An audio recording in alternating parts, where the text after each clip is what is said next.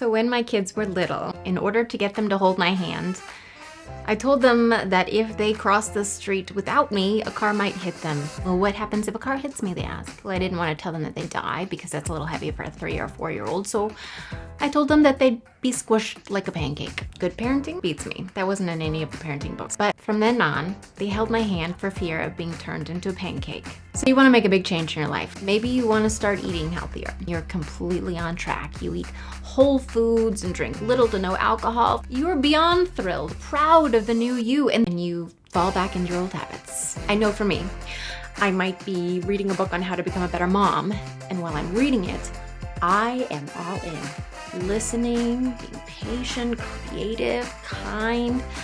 And as soon as I polish off the last page, I resort back to my old mean mom ways. Why would I do this? Logically, everyone wins when I'm a good mom. But in my heart, it's hard work. Okay, you're saving up for a new dishwasher because washing your dishes twice before inserting them in that damn machine is extremely inefficient. But then you splurge on a new iPhone when the updates are basically imperceptible. What happened? Well, it's a wrestling match between the long game and the sweet instant reward. Dang it. So here's the deal. Our emotional side is stronger. And most importantly, despite how it might appear, our emotional side is the greater force for change. When we employ our emotions, envisioning how our children might speak to the therapist about how their screen was their babysitter, well, that's a pretty compelling motivator compared to, well, the book said I should cut down on kids' screen time, so I will. So what's the answer? Willpower? Well, the willpower is your rational side. Again, while our rational side makes reasonable arguments,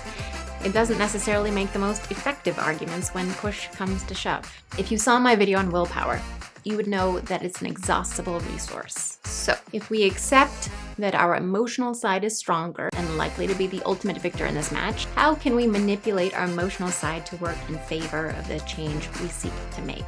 Okay, back to the dishwasher. Let's imagine you're saving for that new dishwasher. That iPhone is looking mighty fine. Now let the dishes in the dishwasher sit for a couple days. The stench grows more and more pungent and thick. Now paste a picture of your iPhone on your dishwasher. Smell is a powerful tool. You're likely not to forget it. Suddenly that impulse purchase feels less urgent than fixing that sickly, decaying smell. When it comes down to it, ultimately, buying the dishwasher is the logical decision. But until your emotional side really understands the gravity of the situation, you spend your money on that phone, you're gonna have to deal with that stench.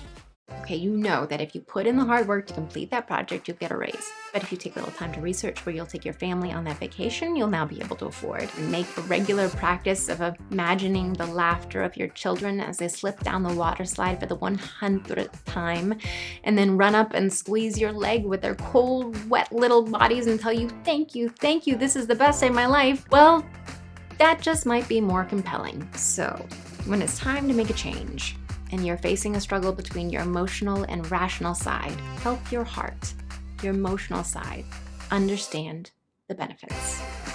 Then you'll be prepared to use all your resources to finally make that change. Thank you for watching. Please stay tuned for more videos. Be well.